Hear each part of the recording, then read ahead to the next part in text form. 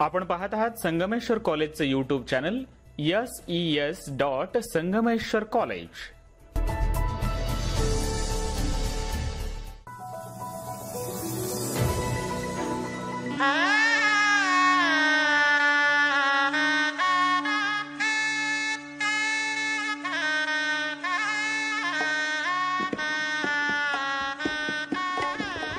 रसिको नमस्कार।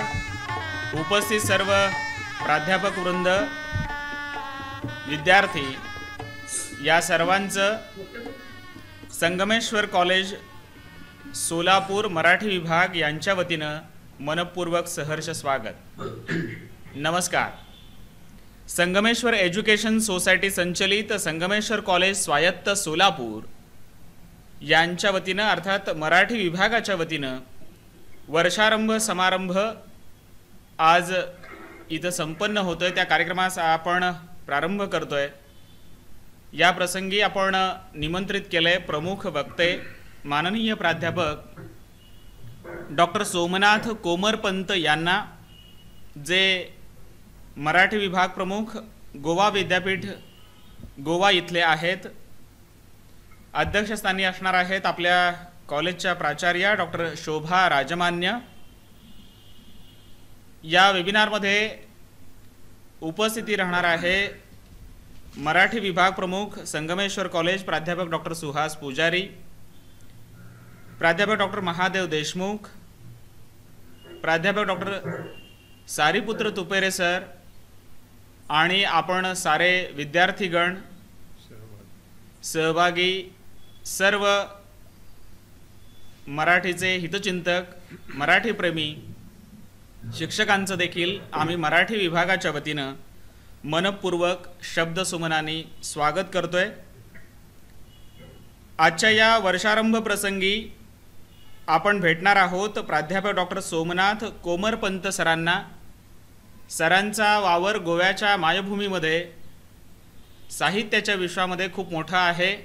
तुम्ही गुगलवर सर्च जरी केलं तर कोणत्याही तिथल्या इलेक्ट्रॉनिक्स मीडियाला सरांच्या वेगवेगळ्या बातम्या, त्यांची व्याख्यानं, मुलाखती आपल्याला पाहायला मिळतील।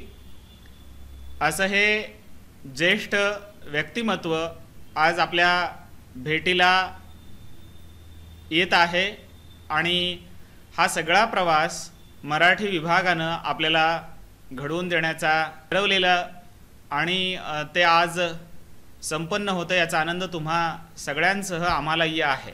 सर या दूरदृश्य प्रणालीच्या कार्यक्रमात सहभागी झाले आहेत। माननीय प्राध्यापक डॉक्टर सोमनाथ कोमरपंत सरांचं मी शब्दसुमनाने संगमेश्वर कॉलेज मराठी विभागाच्या वतीने मनपूर्वक सहर्ष स्वागत करतो। अधिक वेळ न दवडता मराठी विभाग प्रमुख प्राध्यापक डॉक्टर सुहास पुजारी सरांना विनंती करतो की आजच्या या वर्षारंभ कार्यक्रमाचं प्रास्ताविक करावं।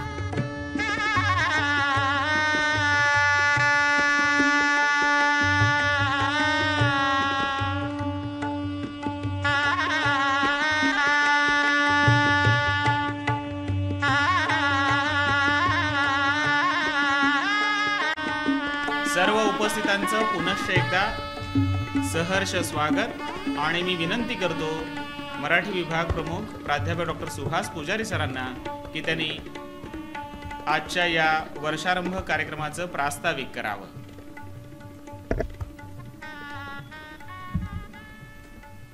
महाविद्यालयाच्या प्राचार्य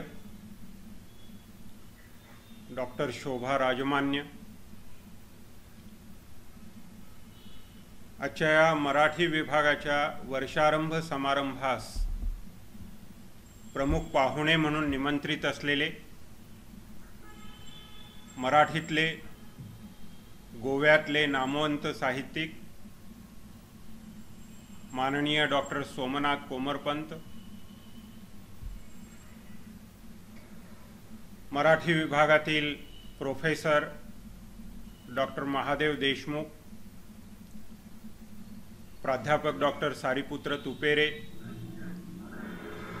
प्राध्यापक संतोष पवार, सर्व सहभागी आणि मराठी विभागाच्या या आंतरजालीय समारंभास उपस्थित राहिलेले सर्व विद्यार्थी, आज संगमेश्वर कॉलेजच्या मराठी विभागाच्या वतीनं वर्षारंभ समारंभाच्या कार्यक्रमामध्ये डॉक्टर सोमनाथ कोमरपंत यांचं व्याख्यान आपण आयोजित केलेलं आहे. संगमेश्वर कॉलेज या कॉलेजला सुदीर्घ अशी परंपरा आहे. 1953 साली स्थापन झालेलं हे कॉलेज 67 वर्षाची समृद्ध अशी परंपरा या कॉलेजला आहे. या कॉलेजने शैक्षणिक, सामाजिक, सांस्कृतिक, क्रीडा क्षेत्रामध्ये आपल्या कीर्तीची पताका सर्वदूर पसरवलेली आहे. महाराष्ट्रामध्ये कुठल्याही भागामध्ये जरी आपण गेलो तरी सोलापूर आणि शिक्षण या संदर्भातला जेव्हा केव्हा विषय येईल तेव्हा संगमेश्वरचा उल्लेख झाल्याशिवाय राहत नाही. आणि अशा या प्रतिष्ठित वैभवशाली इतिहास असलेल्या संस्थेची स्थापना कर्मयोगी अप्पासाहेब काडादी आणि नागप्पांना काडादी या बंधुद्वयांनी 1953 साली स्थापन केली. आणि वेगवेगळ्या माध्यमातून सांस्कृतिक, शैक्षणिक क्षेत्रात अत्यंत भरीव अशा स्वरूपाचं योगदान तेव्हापासून या महाविद्यालयानं दिलेलं आहे. संगमेश्वर महाविद्यालयाचा मराठी विभाग देखील 1953 पासून कार्यरत आहे. आणि या विभागाला देखील एक अत्यंत वैभवशाली अशी परंपरा लाभलेली आहे. डॉक्टर दुका संत, डॉक्टर निर्मल कुमार फडकुले, प्राध्यापक श्रीराम पुजारी यासारखे अनेक नामवंत प्राध्यापक, डॉक्टर बिडकर, राजेंद्र बिडकर, डॉक्टर राजशेखर हिरेमठ यांच्यासारखे अतिशय नामांकित असे प्राध्यापक या विभागात कार्यरत होते. ही झाली प्राध्यापकांची परंपरा. पण त्याबरोबरच या महाविद्यालयातून शिकलेल्या विद्यार्थ्यांची देखील एक मोठी परंपरा आहे. सुशील कुमार शिंदे, माननीय श्री सुशील कुमार शिंदे देशाचे गृहमंत्री, त्याबरोबरच न्यायमूर्ती अजित शहा, त्याबरोबरच अनघा देशपांडे सारखे खेळाडू, गोपी मलपेद्दी सारखा खेळाडू, आंतरराष्ट्रीय धावपटू वंदना शानभाग सारखी खेळाडू, अशा अनेक खेळाडू या महाविद्यालयाने दिलेले आहेत. दत्ता भोसले, चंद्रभूषण कुलश्रेष्ठ, रवी मुकुल यासारखे साहित्याच्या क्षेत्रामध्ये दिगंत कीर्ती मिळवणारे कलावंत लेखक देखील या महाविद्यालयाने दिलेले आहेत. आणि त्याच्या मागे संगमेश्वर महाविद्यालयाची मराठी विभागाची परंपरा देखील उभी आहे. संगमेश्वर महाविद्यालयामध्ये मराठी विभागाच्या वतीनं मराठी वाङ्मय मंडळ याखेरीज काही भित्तीपत्रकं चालवण्यात येतात आणि त्या माध्यमातून विद्यार्थ्यांना लिहितं करणं, बोलतं करणं असे उपक्रम राबवले जातात. वाचन, लेखन आणि ज्ञानसाधना या 3 गोष्टी विद्यार्थी जीवनामध्ये विद्यार्थ्यांच्या ध्येय असल्या पाहिजेत. आणि ही गोष्ट लक्षात ठेवून संगमेश्वर महाविद्यालयाचा मराठी विभाग सातत्यानं प्रयत्नशील राहिलेला आहे. विद्यार्थ्यांच्या वाङ्मयीन जाणीवा विकसित व्हाव्यात, त्यांना साहित्य म्हणजे काय कळावं, साहित्याविषयीचं त्यांचं आकलन वाढीस लागावं, त्यांना मूल्यदृष्टी प्राप्त व्हावी. आणि एवढंच नव्हे तर श्रेष्ठ साहित्याचा त्यांचा परिचय व्हावा आणि त्याबरोबरच त्यांच्या जीवनाला एक समृद्धपण या साहित्यानं मिळावं, अशी भूमिका महाविद्यालयाची मराठी विभागाची राहिलेली आहे. आणि त्यासाठी विविध माध्यमातून प्रयत्नही केले जात आहेत. मराठी वाङ्मय मंडळ, प्रज्ञा यासारख्या मंचावरून देखील विद्यार्थ्यांना या गुणांना विकसित करण्याची संधी दिली जाते. त्याचाच एक भाग म्हणून आज डॉक्टर सोमनाथ कोमरपंत यांना आपण आमंत्रित केलेलं आहे. त्यांचे विचार आपण ऐकणार आहोत. वाचन संस्कृती आणि लेखन साधना या अनुषंगानं डॉक्टर सोमनाथ कोमरपंत हे महाराष्ट्राला माहीत असलेले लेखक आहेत आणि विशेषतः गोव्यामध्ये ते अत्यंत प्रिय आहेत. त्यांचा परिचय जर द्यायचा झाला तर गोव्यातल्या श्रीमती पार्वतीबाई चौगुले महाविद्यालयामध्ये अनेक वर्ष त्यांनी प्राध्यापक म्हणून सेवा दिली. त्यानंतर गोवा विद्यापीठामध्ये मराठी विभागाचे प्रमुख म्हणून देखील त्यांनी दीर्घकाळ कार्य केलेलं आहे. याखेरीज वाङ्मयीन क्षेत्रातलं त्यांचं योगदान अत्यंत महत्त्वाचं आहे. 14 स्वतंत्र पुस्तकं त्यांची प्रकाशित झालेली आहेत आणि 3 संपादित पुस्तकं, म्हणजे एकूण 17 पुस्तकं त्यांची प्रकाशित झालेली आहेत. आणि या पुस्तकांचा जर आपण धांडोळा घेतला तर आपल्याला असं दिसतं की कविता हा त्यांचा अत्यंत जिव्हाळ्याचा विषय आहे.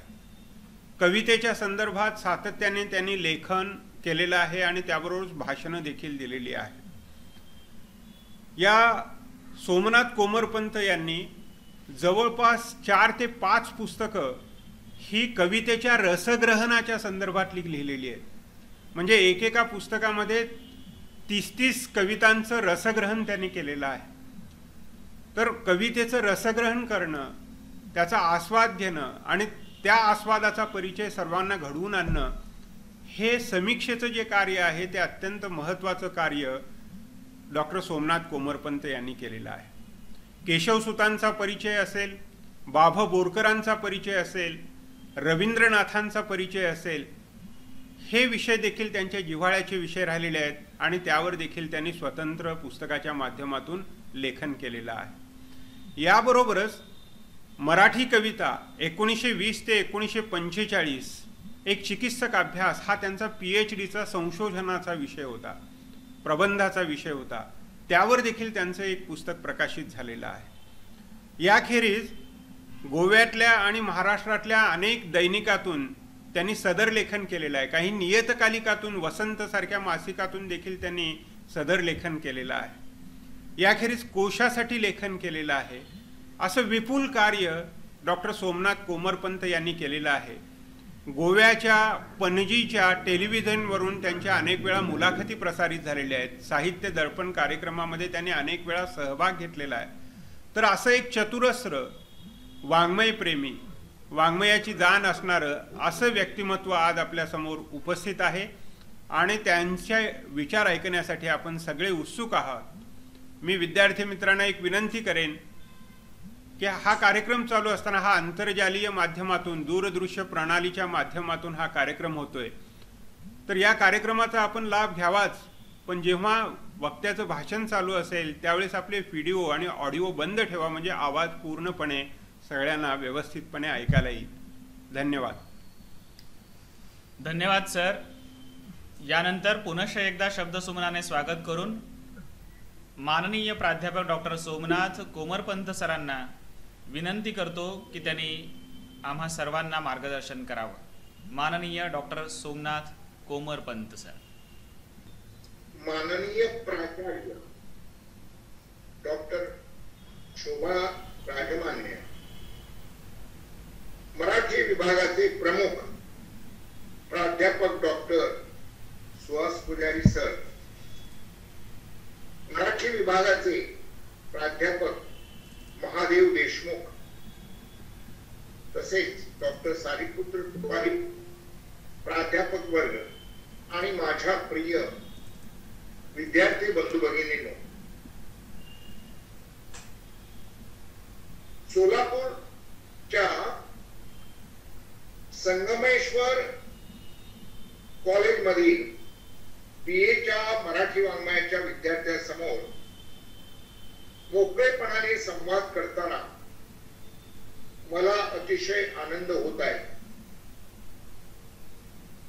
आपण ज्या आत्मीयतेने आपल्यामध्ये मला सामावून घेतलं त्याबद्दल संगमेश्वर कॉलेजचे मी प्रथमतःच मनपूर्वक आभार मानतो. आताच मराठी विभागाचे प्रमुख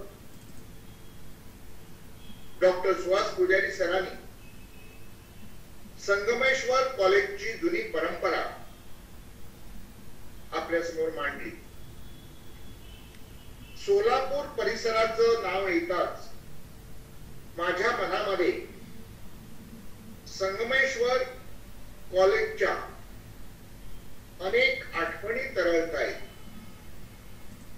मी प्रत्यक्ष जरी त्या भागात गेलो नसलो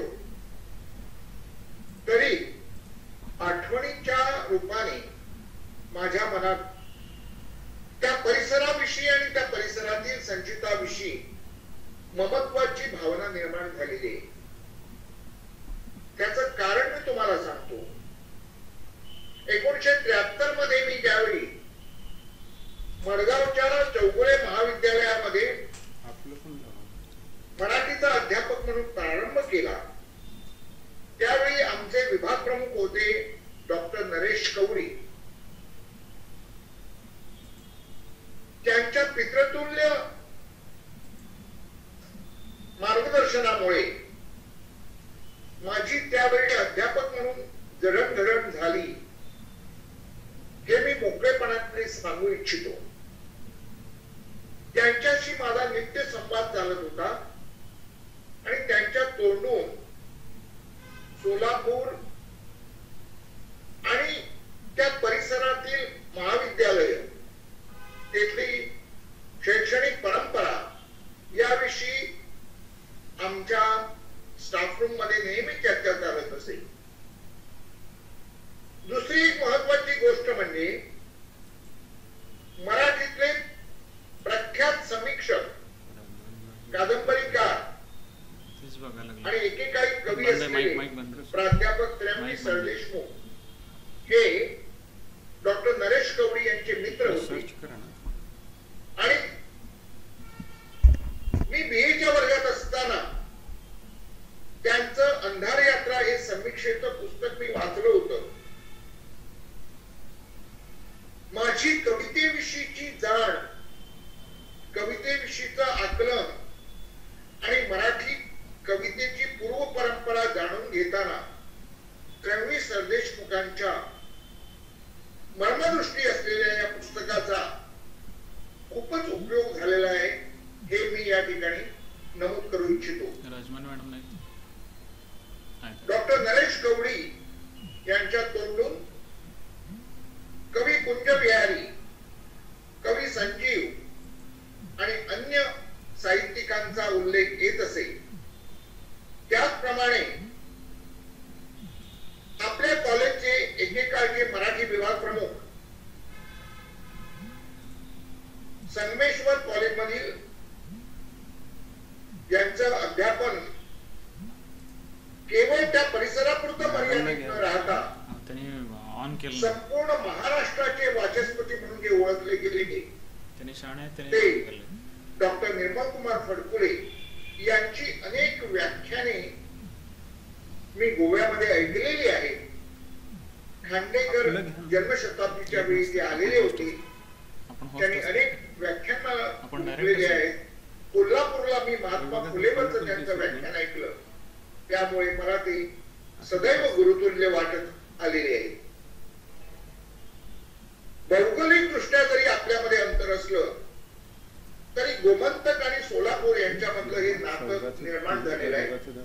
आणखी एका गोष्टीचा उल्लेख करून मी माझ्या मुख्य विषयाकडे वळतो.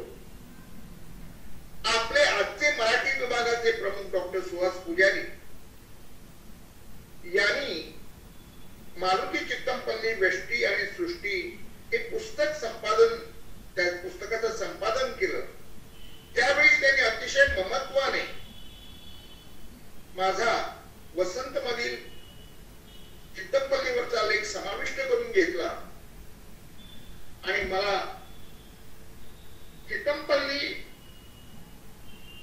प्रेमी परिवारामध्ये त्या रूपाने सामावून घेतलं आणि गोव्याला एका बाजूला पडलेल्या माणसाला त्यांनी महाराष्ट्राच्या मुख्य धारेमध्ये मला आणलं, याचा मला कृतज्ञतापूर्वक उल्लेख करावासा वाटतो. आता मी माझ्या मुख्य विषयाकडे वळतो. मला आज या ठिकाणी कोणत्याही प्रकारचं विद्वत्तापूर्वक व्याख्यान द्यायचं नसून एकूण आपल्या मराठी संस्कृतीमध्ये वाचन आणि लेखन याचा जो नित्य निरंतर जागर होतो आहे आणि वाचन आणि लेखन या दोन गोष्टी एकमेकांना पूरक कशा आहेत, एकमेकांचं पोषण करणारे आहेत आणि या दोन प्रक्रियामध्ये संस्कृती कशी वाढते, वर्धिष्णू होते, त्याच्यातून अभिरुची निर्माण होते आणि एकूण आपल्या राष्ट्रीय प्रवाहामध्ये एकात्मतेचं सूत्र निर्माण करण्यामध्ये भाषा आणि वाङ्मय कोणतं कार्य करू शकतं याच्यावर थोडाफार प्रकाश टाकायचा आहे. एकदा आपल्या महाराष्ट्रातील आणि देशातील थोर विचारवंत तर्कतीर्थ लक्ष्मण शास्त्री जोशी म्हणाले होते की पुस्तक हे मस्तक आहे. मला वाटतं त्यांना केवळ त्या शब्दातून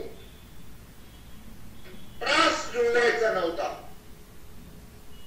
मस्तक जसं आपल्या शरीराचं उत्तमांग असतं तसंच पुस्तक हे आपल्या संस्कृतीचं उत्तमांग आहे आणि पुस्तकाची आराधना केल्यामुळे माणूस अज्ञानाच्या अंधकारात राहू इच्छित नाही. तो नेहमीच प्रकाशात वाटचाल करतो आणि आपली भारतीय परंपरा जी सांगते अंधारातून प्रकाशाकडे वाटचाल कर, तमसो मा ज्योतिर्गमय, आणि या ज्ञानप्रकाशामध्ये उजळून निघालेली माणसं या जगाचा उद्धार करू शकतात. वाचन हे माणसाला स्वतःच्या कोशामध्ये, आत्मकोशामध्ये ठेवत नाही.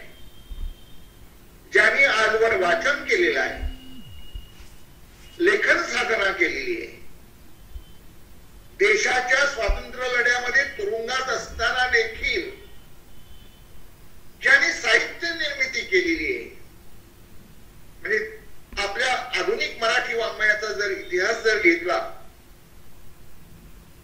तर लोकमान्य टिळकांच्या गीता रहस्यापासून, विनोबा भावे यांनी लिहिलेल्या गीता प्रवचनापासून, साने गुरुजींच्या गीता हृदयापासून, नानासाहेब गोरे यांनी लिहिलेल्या कारागृहाच्या भिंतीपासून अशा अनेक पुस्तकांचा जर आपण उल्लेख जर केला तर ही साहित्य निर्मिती केवळ स्वतःच्या आनंदासाठी, स्वानंदाचा जिव्हार म्हणून निर्माण झालेली नसून समाजाला सेवेसाठी प्रवण करण्यासाठी, देशनिष्ठेने वाहून घेण्यासाठी ही निर्मिती झालेली आहे हे आपल्याला कळून चुकेल. एकूण आपल्या संस्कृतीचा जर आत्मा पाहिला तर मला असं दिसतं की वाचन, चिंतन, निरीक्षण, निधिध्यास, सातत्य हे एकूण आपल्या संस्कृतीचे वेगवेगळे टप्पे आहेत. आणि म्हणून वाचन करीत असतानाच माणसामध्ये जी एक सृजनाची जी एक उर्मी असते, मूलतः तिचा कुठंतरी एक त्याच्यामध्ये प्रेरणा असते, ती वाचनामुळे तिचं स्फुरण होतं. आणि या संदर्भात मला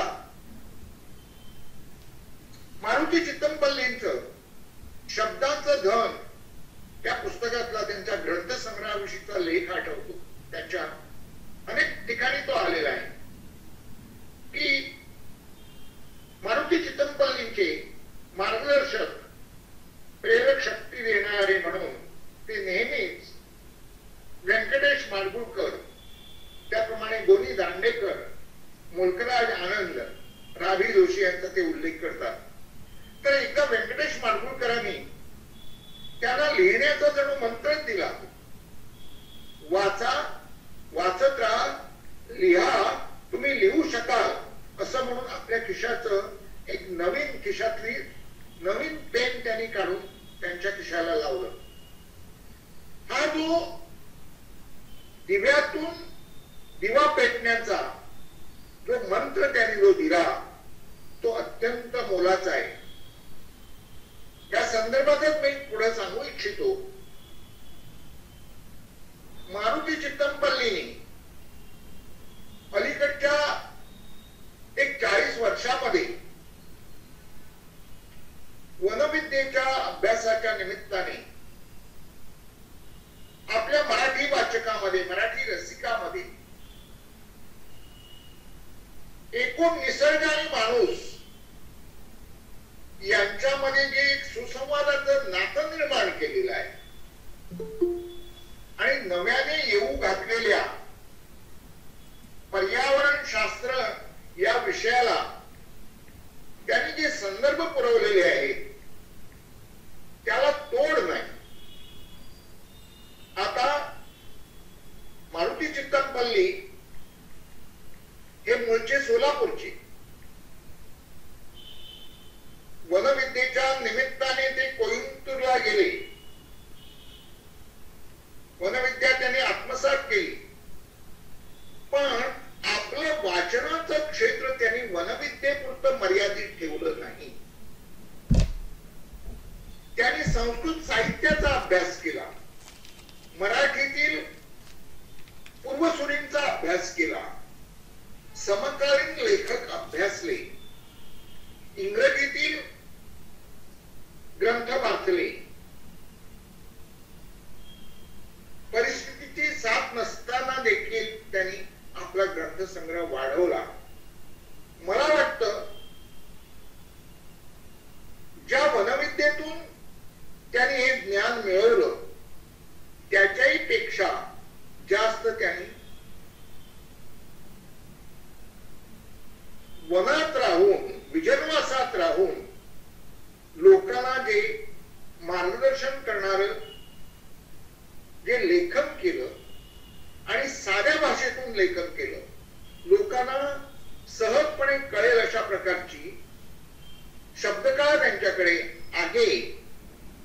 आणि आयुष्याच्या उत्तरायणात देखील आज ते पुन्हा सोलापुरात आले आहेत आणि त्यांची देण्याची जी वृत्ती आहे समाजाला, ती एक अदम्य अशा प्रकारची आकांक्षा ती बाळगून आहेत. आमचे घेणाऱ्याचे हात कमी पडतात. ज्या व्यंकटेश माडगूळकरांचा मी उल्लेख केला, ते व्यंकटेश माडगूळकर परिस्थितीच्या कारणाने शिक्षण घेऊ शकले नाही. भावंडाने त्यांचे थोरले बंधू गदिमा व्यंकटेश माडगूळकरांबद्दल सांगताना मला असं सांगावंसं वाटतं, त्यांनी आपल्या तात्यावरचा लेख लिहिलेला आहे, आईच्या आठवणी सांगितलेली आहे. ते त्या लेखामध्ये म्हणतात, नका रे त्याला त्रास देऊ. बाकी म्हणजे आई सांगते, गदिमाची आई सांगते, त्याचं जर पायावरचं ते पांघरून जर डोक्याकडे ओढलं तर पाय उघडे पडतात. म्हणजे एवढे त्यांच्या घरामध्ये असं एक मूर्तिमंत दारिद्र्य होतं. असं असताना महिलाचे दगड रंगवून सुद्धा उपजीविका करण्याचा मार्ग व्यंकटेश माडगूळकरांना आयुष्याच्या सुरुवातीला स्वीकारावा लागला. प्रवास एका लेखकाचा हे पुस्तक वाचून अलीकडेच वाचलं मी ते, पण संस्कार कुठूनही घेता येतो. लेखक म्हणून स्वतःला घडवण्याचा, माणूस म्हणून घडवण्याचा मार्ग आयुष्याच्या कुठल्याही टप्प्यावर माणसाला असा आक्रमिता येतो. आणि त्याच्यातून व्यंकटेश माडगूळकरांचं एक 52 कशी सोनं कसं निर्माण होतं हे मला प्रवास एका लेखकाच्या आत्मचरित्रातून कळलं. मगाशी मी चित्तमपल्लीच्या शब्दांचं धन या पुस्तकाचा उल्लेख केला. आता मला पुन्हा एकदा चित्तमपल्लीच्या एका पुस्तकाकडे केवळ अंगुलीने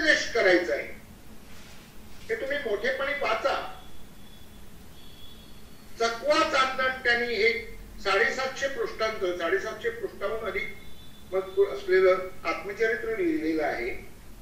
म्हणजे वाचन साधना आणि लेखन साधना समांतरपणे कशी जाऊ शकते त्याचं ते एक उत्तम उदाहरण आहे.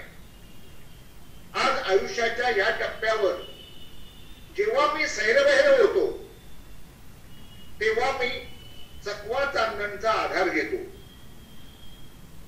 आणि विजनवासामध्ये राहून त्यांनी जे लीळाचरित्रासारख्या शब्दकळीचं केवळ वाक्यात्मक रचना असलेल्या साध्या सुध्या वाक्यातून फार सुंदर अशा प्रकारची त्यांची जी शब्दकळा आहे तिचं वर्णन करायला गेलो तर त्याच्यातच आपण रमून जाऊ, म्हणून मी पुढे जातो. तर अशा प्रकारचे अनेक साहित्यिक मराठीमध्ये होऊन गेलेले आहेत. या दृष्टिकोनातून ज्यावेळी मी एका पिढीचे आत्मकथन सारखं वारा ढवळे गौरव ग्रंथ वाचतो आणि पूर्वसुरींच्या एकूण वाटचालीबद्दल पाहतो आणि अशी पुस्तकं आपल्याला एक प्रकारची प्रेरणा देत असतात.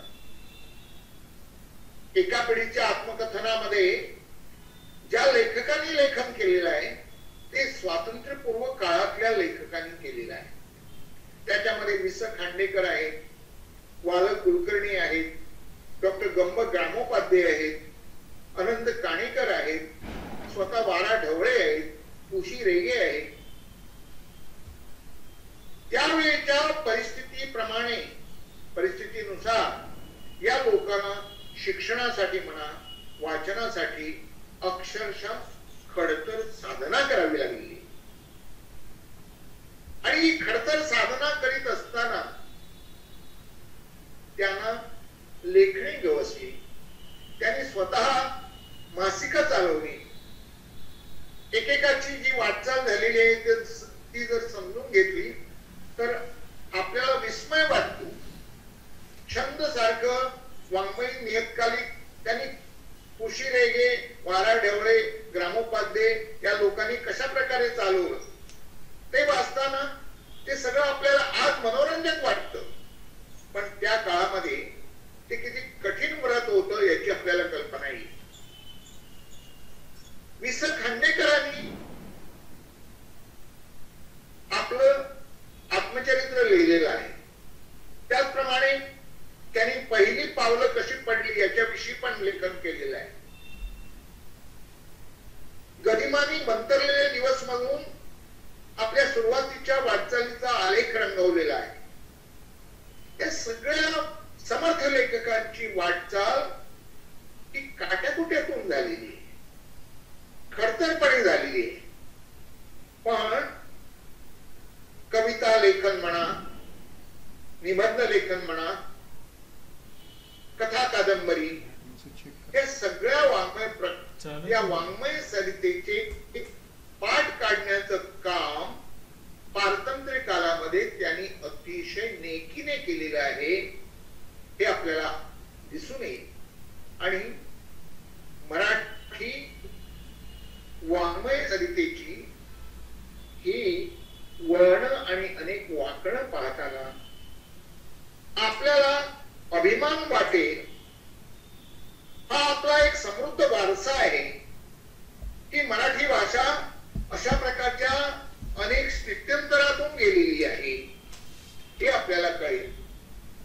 आपल्याकडे जसं पुरुषाने लिहिलेलं आहे त्याचप्रमाणे अनेक स्त्रियांनी लिहिलेलं आहे. तुम्हाला माहित असेल की आपल्याकडे इंदिरा संत म्हणा, सरोजिनी बाबर यांनी लोकसाहित्याचा मार्ग पत्करला. त्या काळात PhD पर्यंत त्यांनी शिक्षण घेतलं. शांताबाईंनी कठीण परिस्थितीमध्ये शिक्षण घेतलं, वाचन केलं आणि अतिशय सुलभ भाषेमध्ये कविता, ललित निबंध, कादंबरीचा अनुवाद अशा अनेक वाङ्मय प्रकारामध्ये त्यांनी लेखन केलं. आज शांता शेळकेंचं नाव सर्वतोमुखी झालेलं आहे. त्यांनी मुंबईच्या महाविद्यालयामध्ये अनेक वर्ष अध्यापन केलं, लोकप्रियता मिळवली. मराठीच्या गीत परंपरेमध्ये शांता शेळकेंनी एक वेगळी वाटचाल केलेली आहे. आता अशा या मोठ्या समृद्ध परंपरेमध्ये स्वातंत्र्योत्तर कालखंडामध्ये ज्या 3 कवींनी मराठी कविता लोकांपर्यंत नेली ते कवी आणि त्यांनी निर्माण केलेली परंपरा आपण समजून घेतली पाहिजे. विंदा करंदीकरांचं नाव आपल्याला माहित असेल. विंदा करंदीकरांना इंग्रजीचं अध्यापन करत असताना अनेक ठिकाणी भ्रमंती करावी लागली. जशी स्थलयात्रा घडली त्याचप्रमाणे त्यांच्या विचारांचा प्रवास सुद्धा अनेक प्रकारच्या प्रणालीमधून गेला. पण कुठल्याही प्रकारच्या पंथ प्रणालीचा अंश सुद्धा त्यांनी आपल्या व्यक्तिमत्वावर ठेवला नाही. एक आपलं व्यक्तिमत्व सर्वसमावेशक बनवलं. त्यांची कविता जेव्हा आपल्या समोर जी येते ती कविता म्हणूनच येते. ती अमुक एका पंथाची, प्रणालीची, पक्षाची म्हणून येत नाही.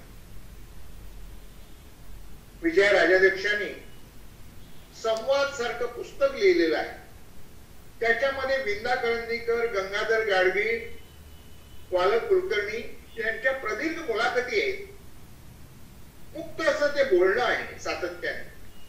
त्याच्यातून आपल्याला विंदा करंदीकरांच्या जीवनाचा प्रवास कळतो. त्यांच्या कवितेची वळण वाकणं कळतात. त्याचबरोबर समांतरपणे चालणारी काव्य परंपरा आपल्याला समजून घेता येईल. विंदा करंदीकर काय, मंगेश पाडगावकरांसारखा सर्वांपर्यंत पोहोचलेला कवी काय, वसंत बापटासारखा राष्ट्रवादी विचारधारा सातत्याने जोपासणारा कवी काय, या 3 कवींनी स्वातंत्र्योत्तर कालखंडामध्ये मराठी कविता जनमानसापर्यंत नेली. एवढंच नव्हे तर ज्ञानदेव ते मर्ढेकर अशा प्रकारचा कार्यक्रम करून त्यांनी मराठी कवितेच्या प्रदीर्घ परंपरेचा परिचय सर्वांना करून दिला. एकेकाळी आपण म्हणत होतो की रविकिरण मंडळाने कविता लोकाभिमुख केली. माधव जुलियन, कवी यशवंत, गिरीश, श्रीबा रानडे, मनोरमा रानडे आणि दल गोखले, दिवाकर ही सगळी मंडळी त्याच्यामध्ये होती. तर आपल्या एकूण सार्वजनिक जीवनामध्ये वाङ्मयीन जगत हा त्याच्यातला थोडासा एक भाग असतो. त्या वाङ्मयीन जगताने एक सांस्कृतिक परिवर्तन करण्याचा जो प्रयत्न केला त्याच्यामध्ये रविकिरण मंडळाचा छोटा एक भाग आहे. या दृष्टिकोनातून जर आपण वाङ्मय इतिहासातली ही वळणं जर समजून जर घेतली, ज्याने आत्मचरित्र लिहिली, त्यांच्याविषयी ज्यांनी चरित्र लिहिली, त्याचप्रमाणे गंगाधर गाडगे सारख्या लेखकाने आठवणीच्या गंधरेखासारखे पुस्तक लिहिलं आणि आपल्या समकालीन लेखकांच्या आठवणी लिहिल्या. खडक आणि पाणी मधून त्या काळातले श्रीनाथ पेंडसे म्हणा, व्यंकटेश माडगुळकर म्हणा, अरविंद गोखले यांच्या वाङ्मयाचा जो परिचय करून दिला, हे सगळं आपण जाणून घेतलं पाहिजे. आणि आपण हे कसं टिपून घेतलं पाहिजे. टिपकागत कागदावरच टिपून घेतो तो उलट टिपून घेतो. आपण तसं करता कामा नये. तर आपल्या मनाचा जो कोरा कागद जो असतो त्याच्यामध्ये हे सगळे मनसंस्कार, त्या पूर्वचोपींचे, त्या मोठ्या समर्थ साहित्यिकांचे हे जे सगळे संस्कार जे आहेत ते आपण एका परीने आपल्या मनामध्ये मोरवून घेतले पाहिजे. परिस्थितीजन्य कारणामुळे व्यंकटेश माडगुळकरांना चित्रकार होता आला नाही. ते मुळात चित्रकार होते. त्यांना एका मॅजेस्टिक गप्पा गोष्टीच्या याच्यामध्ये विचारलं माडगुळकर तुम्ही चित्रकला का सोडून दिली? ते म्हणाले चित्रकला सोडून दिलेली नाही, चित्रकला मी माझ्या शब्दकलेमध्ये मुरवून घेतलेली आहे असं त्यांनी म्हटलं. आता बनगरवाडी मधलं जे भावविश्व जे आहे ते पाहताना आपल्याला असं वाटतं की बनगरवाडी हे व्यंकटेश माडगुळकरांनी न लिहिलेलं आत्मचरित्र आहे. आता मी व्याख्यानाच्या शेवटच्या भागाकडे आलेलो आहे आणि एक 4-5 मिनिटात मी हे आता थांबवणार आहे. सांगण्यासारखं पुष्कळ आहे, कारण मराठी साहित्याचा जो पैसा आहे ना तो फार मोठा आहे आणि साहित्य विश्व समृद्ध करणाऱ्या व्यक्ती एवढ्या मोठ्या आहेत की प्रत्येकावर एक एक अध्याय रचावा लागेल. एक विराट विश्व मराठी साहित्याचे विद्यार्थी म्हणून तुम्हाला प्राप्त झालेला आहे. हा पुढचा प्रवास तुम्हाला करायचा आहे आणि हा प्रवास करताना हे साहित्यिक म्हणजे एका परीने प्रत्येक बंदर ठिकठिकाणी असलेले हे दीपस्तंभ आहेत आणि ते तुम्हाला दिशा दाखवण्यासाठी आहेत, पथदर्शक आहेत. हे समजून या साहित्यिकाचा अभ्यास आपण करायला पाहिजे आणि या साहित्यिकाने दाखवून दिलेला मार्ग, त्याने स्वीकारलेली ही जी लेखन साधना ही केवळ प्रसिद्धीसाठी नसून ती व्यक्तिमत्व घडवण्यासाठी आहे. आता बनगरवाडी बद्दलची एक आठवण सांगून मी माझं हे बोलणं थांबवणार आहे. प्रवास एका लेखकाचा, या पुस्तकाचा उल्लेख मी सुरुवातीलाच केलेला होता. बनगरवाडीची अनेक भाषांतरं झाली. राम देशमुख नावाच्या माणसाने, लेखकाने सी डी देशमुखांच्या बरोबरी त्या पुस्तकाचं इंग्रजीत भाषांतर देखील केलं. अनेक भाषेत ती गेली. सोन्थायमोर सारखा जर्मन अभ्यासक जो पुण्यामध्ये होता, प्राचीन ढेरे यांचे ते मित्र होते, सोन्थायमोर, डॉक्टर सोन्थायमोर, त्याने बनगरवाडीची स्तुती केली. डॉक्टर इरावती कर्वे यांना बनगरवाडी आवडत होती. पण या पुस्तकामध्ये व्यंकटेश माडगुळकरांनी म्हटलेलं आहे की सोन्थायमोर आणि इरावती कर्वे यांच्यासारख्या विद्वज्जनांना बनगरवाडी आवडली याचं मला स्वारस्य नाही. त्यांनी एक आठवण सांगितलेली, त्यांच्या अक्षर बंगल्यापासून शिवाजीनगर बस स्टँड वर ते उभे राहिले असता असं काळपट पडलेलं पुस्तक रस्त्यावर पॉलिश करणारा माणूस वाचत होता. तेव्हा त्याने विचारलं, काय वाचताय? त्यांनी सांगितलं, असं झटकलं आणि सांगितलं की मी बनगरवाडी वाचतो. साहेब, तुम्ही वाचलंय का? एकदा वाचून बघा म्हणून व्यंकटेश माडगुळकरांना सांगितलं आणि ते बनगरवाडी होतं. लेखकाला याच्यापेक्षा मोठा नोबेल पुरस्कार कोणता पाहिजे? तर अशी समाधान देणारी गोष्ट, असे वाङ्मयाचे पाझर आपल्या ग्रामीण संस्कृतीमध्ये गेलेले असतात. लहानपणी वाचलेल्या कवितांनी आपलं मन घडलेलं असतं आणि आपलं सारं भावविश्व, भावजीवनच पुस्तकामुळे घडलेलं असतं आणि आपली सृजनशीलता, आपल्या सृजनशीलतेचे कोंब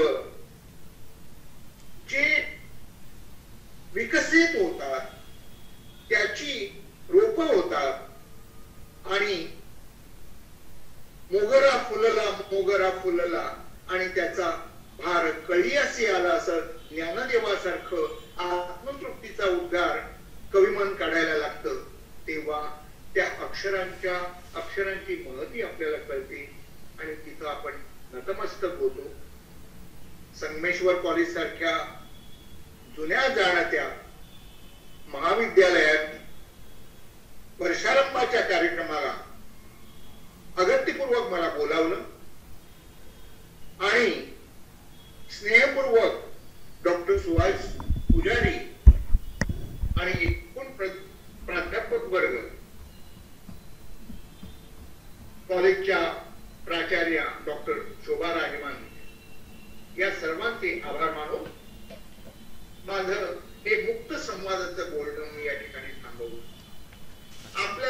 प्रश्न विचारायचे असतील विद्यार्थ्यांना वगैरे प्रश्न उपस्थित झाले असतील, काही मनामध्ये शंका असतील तर मोकळेपणाने विचारायला हरकत नाही. त्यांची मी उत्तर देण्याचा प्रयत्न करेन. धन्यवाद. विद्यार्थी मित्रांनो, आपल्याला आवाहन केलंय सरांनी की आपण प्रश्न विचारावेत. धन्यवाद सर, मनपूर्वक धन्यवाद. माननीय प्राध्यापक सोमनाथ कोमरपंत सर, खूप छान आम्हाला सर्व विद्यार्थ्यांना, प्राध्यापक बंधूंना सर्वांनाच मार्गदर्शन केलं. वाचन संस्कृती आणि लेखन साधना या महाविद्यालयीन स्तरावर कशा पद्धतीने विकसित होतात याबद्दल आपण बहुमोल असे विचार व्यक्त केले. याबद्दल आपले आम्ही ऋणी आहोत. विद्यार्थी मित्रांनो, आपणास आवाहन केलंय की आपण प्रश्न विचारावेत. माईक अनम्यूट करून आपण व्हिडिओ चालू करून प्रश्न विचारावेत. विचारू शकता.